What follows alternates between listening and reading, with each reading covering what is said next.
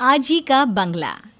रंजना आज बहुत खुश थी क्योंकि उसके पति मलिक का प्रमोशन हुआ था। उसने उसके लिए एक सरप्राइज पार्टी ऑर्गेनाइज की थी। सभी लोगों ने पार्टी में बहुत एंजॉय किया। मगर पार्टी खत्म होने के बाद मलिक सबको अपने ट्रांसफर की न्यूज़ सुनाता है।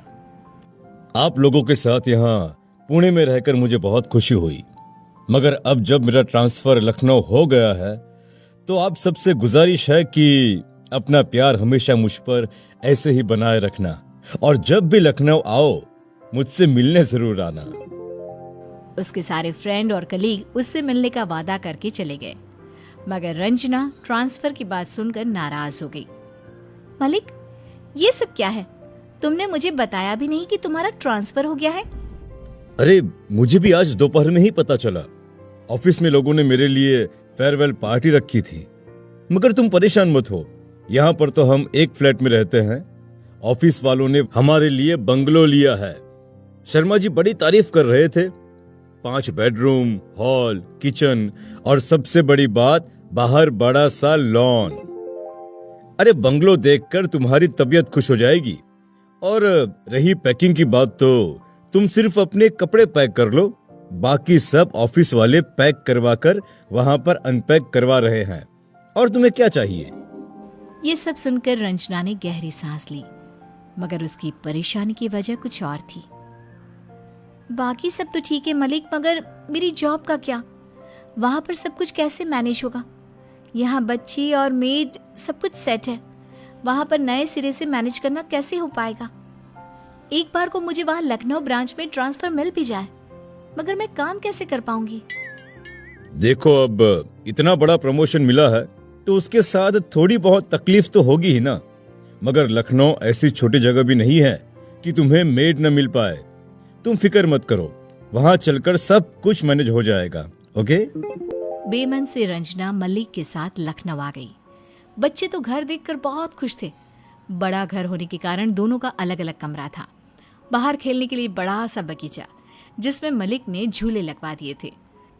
रंजना का मन भी बाहर का लॉन देखकर बहुत खुश था। उसके मन की परेशानी थोड़ी बहुत कम हुई, मगर फिर भी उसे मेड की चिंता खाई जा रही थी।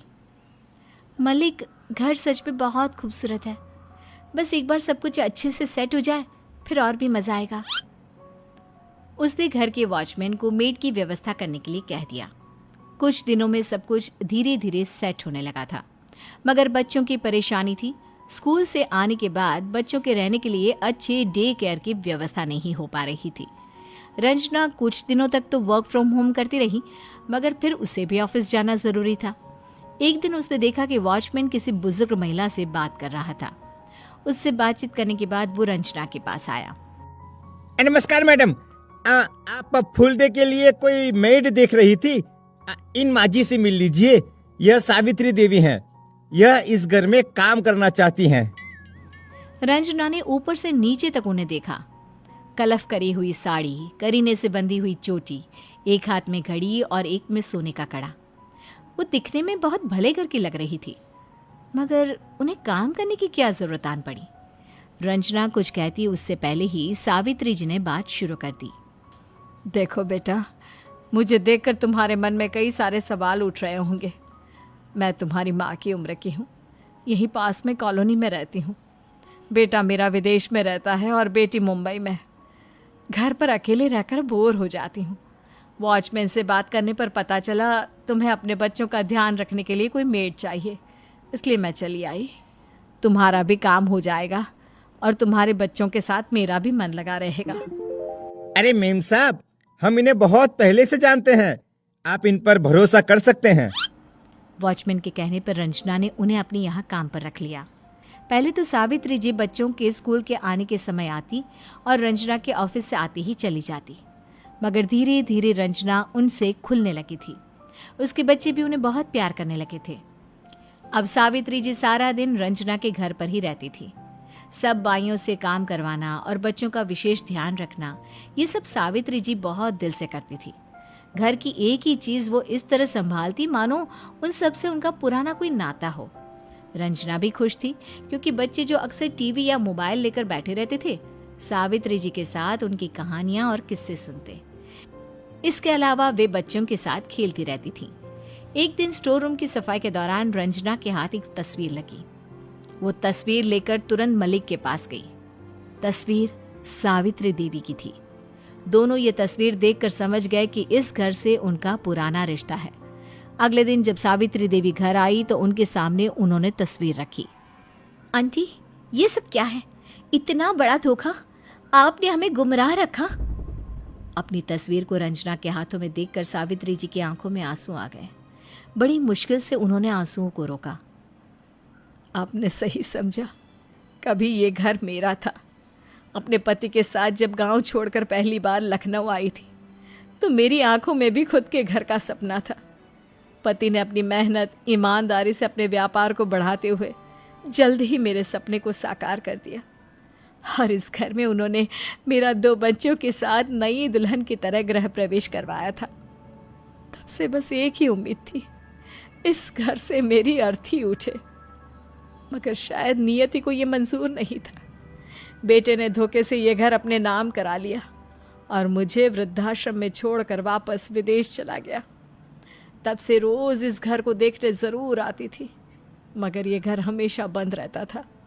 उस दिन जब ये घर खुला देखा तो मुझसे रहा नहीं गया और मैंने वॉचमैन से बात कर इस घर में नौकरी करने का सोच लिया। उनकी बातें सुनकर रंजना का दिल पसीज गया, मगर मलिक नाराज था। माना कि आप इस घर से वापस जुड़ना चाहती थी, मगर आपने वॉचमैन को ऐसा क्या कहा कि उसने आपके लिए कहा कि वो आपको जानता है? बेटा, वॉचमैन ने गलत नहीं कहा था। वो मेरे घर में काम करने वाली गुलाबों का बेटा है। बचपन से मेरे घर आता जाता था। उसे पता है इस घर से मेरा क्या रिश्ता है। सारी सच्चाई जानने के बाद भी मलिक उन्हें घर में रखने के लिए तैयार नहीं था, मगर रंजना ने उसे समझाया। मलिक, यदि सावित्री जी इस घर में रहना चाहती है तो मुझे कोई बुराई नजर नहीं आती। आखिर उन्होंने ना सिर्फ हमारे बच्चों का ध्यान रखा है, बल्कि हमारे बच्चों में हर वो अच्छी आदत डालने की कोशिश की है जो उनकी दादी नानी डालने की कोशिश करती। सावित्री जी, मुझे आपके यहाँ रहने पर कोई एतराज़ नहीं है, मगर आप यहाँ पर एक ही शर्त पर रह सकती हैं। शर्त की बात सुनकर मलिक उसका मुंह देखने लगा और सावित्री जी ने अपनी गर्दन नीचे झुका ली। उन दोनों को खामोश देखकर रंजना मुस्कुरा दी।